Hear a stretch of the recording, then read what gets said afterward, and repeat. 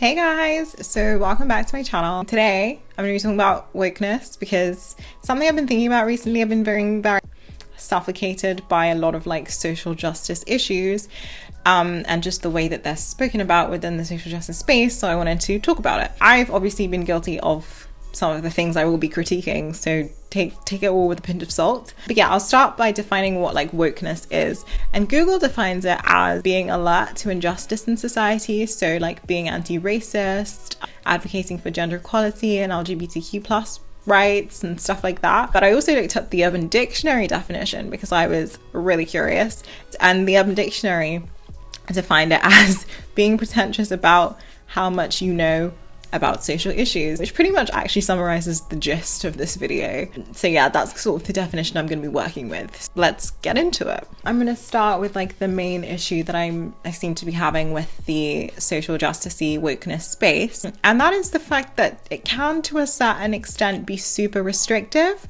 despite its claims of being progressive and inclusive. The social justice space, wokeness, whatever, has a set group of principles and opinions, and if you deviate from the set group of principles and opinions, and witch hunt generally ensues. That's where we get cancel culture and stuff from. If you're even slightly in opposition to what the mass group is saying, then you're cancelled. And obviously this has the consequence of not allowing for a lot of genuine productive discourse and dialogue, because if, when challenged, the response is to dismiss the challenge and the challenger, rather than to evaluate whether there may be a weakness in your argument and what they are challenging, it's unproductive, right? You'd rather have this dialogue and recognize maybe there's something wrong, or even use it to strengthen your own argument by engaging in this dialogue to try and convince someone that you're right, rather than just dismissing them. And this is the issue that I'm having. It seems to be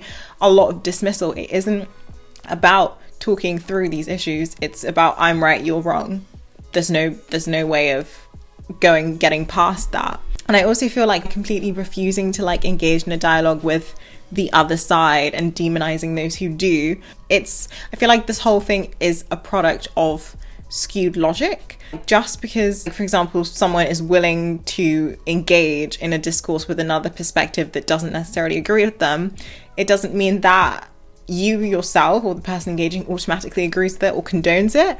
It does just mean that the person is willing to understand these other issues, the issue from another perspective, and strengthen their own perspective. Next thing I want to talk about is this whole thing in the woke space of there being a right side and a wrong side, and the right side is the one that the woke space is on.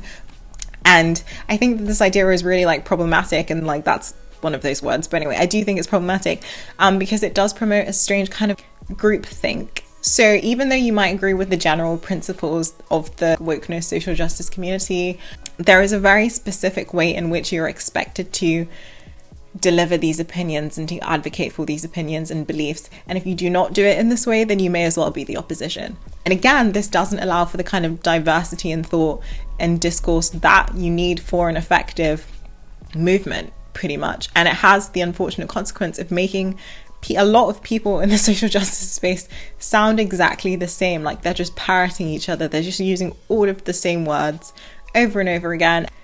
They lose their meaning pretty much. Think about words like problematic, I've just said, and triggered and important. That's a whole other one. Important.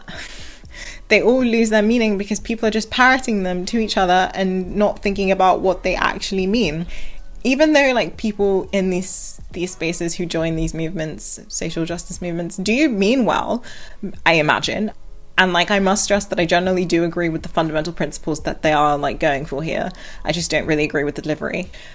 Even though they might mean well, they just, this thing I was saying about groupthink, they don't really think for themselves. When something happens, they wait to see what the general consensus of the group is before forming their own opinion, which isn't their own opinion. It is just what everyone else is saying. And it means that they're very fickle. Their opinions can turn with the tide. And I don't think that this is the right way of doing this. It's not the right way of being part of movements. You need to understand in your own self why it is that you're a part of something and form your own opinions before you can make any kind of difference. And this fickleness means that a lot of people's discussions within social justice space about social justice issues in response to something happening is generally like really reactive as opposed to being reflective and responsive.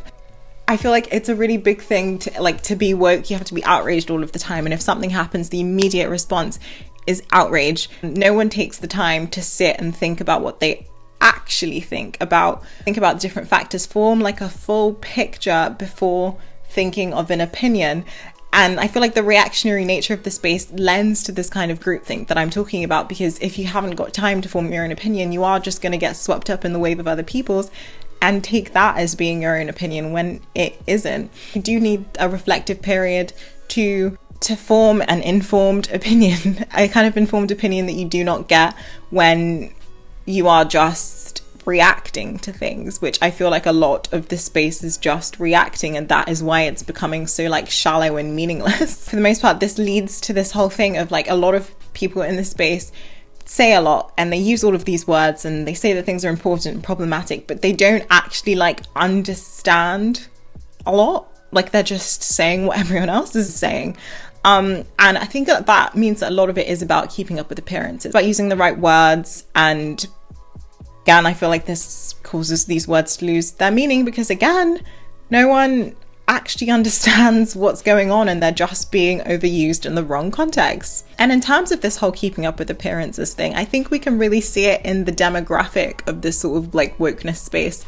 It's crowded with a lot of middle class white liberals who are pretty much just virtue signaling and stepping on the backs of marginalized people and their struggles in order to do so, to make themselves look good. And this kind of behavior waters down these issues a lot. And like I've said, and I keep saying like I said, it waters down like the meaning behind these issues. You have a bunch of white people, and I guess like black people of a certain kind, advocating against like police brutality and reading some books and going to protests in their nice white neighborhoods, but they literally have no interaction with the poor black communities which are suffering the most from police brutality. Like no one actually wants to go out and do work with these communities because it is about comfort. It's about remaining comfortable in your own privilege whilst using this like facade of caring about other things to make yourself look good. I'm seeing a lot of that in this space. And this is the fundamental problem, right?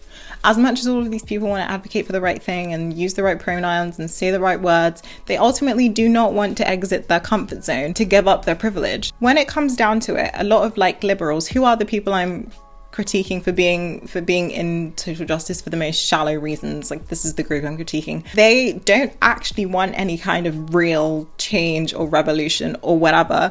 They just want people to think that they do. And I think the reason that I know that they don't want like real change is because they don't understand what that would entail. And I feel like we can also see a reflection of this sort of performative activism-y sort of wokeness thing in much younger people these days. Look, think of TikTok. Every like 12-year-old on TikTok is screaming like BLM and ACAB, and they don't actually know what it means. Like they mean well for sure, like they think they're doing a good thing, but they don't understand what these things mean and what they would entail. And I feel like there's a parallel there between them and like liberals, or just I guess people in like who define as like woke or exist within the social justice space. I feel like they can't actually comprehend what justice and liberation actually mean, which is why they just do all of this virtue signaling and parrot all of these things that don't actually make sense and won't take any criticism because they're unable to respond to criticism because they do not understand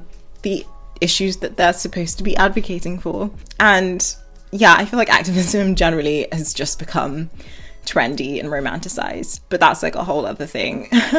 Actually, even just think of Instagram too, and I'm like kind of guilty of this because like I do some work on Instagram. I do see its benefits, but also it's become such a thing to just share surface level information, and I think it's really, really like dangerous, which is another one of those words, lol, because people will go on Instagram, they'll see these causes and they'll read about them on Instagram, but they won't go any further than that. They'll think that because they have made an infographic or graphic or read an infographic, they have like done enough, and it has the effect of perpetuating everything I've been talking about. Social media activism is like the prime example of everything I've been talking about. It has the effect of like lending to groupthink, because people don't have enough information to form their own opinions and they just go with what they have seen on Instagram. I think all I'm trying to point out with this whole video is that a lot in the social justice space and the people who self-define as belonging to the space needs to be fixed. It needs working on, and it's like no wonder it's so easy to criticize the space and make fun of it,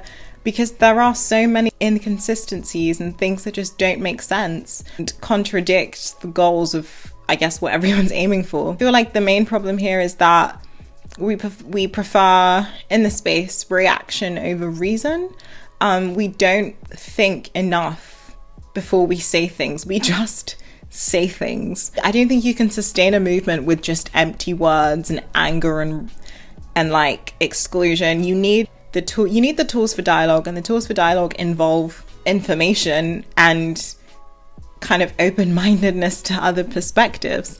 You need different perspectives to strengthen your own, and you need different perspectives just to get more people to join your movement. Like I've said, I completely mostly agree with like the fundamental principles there. I just think the delivery needs a lot of work. Like, I think frankly, like I said the last bit of the video, a lot of people in these spaces are semi in it for clout.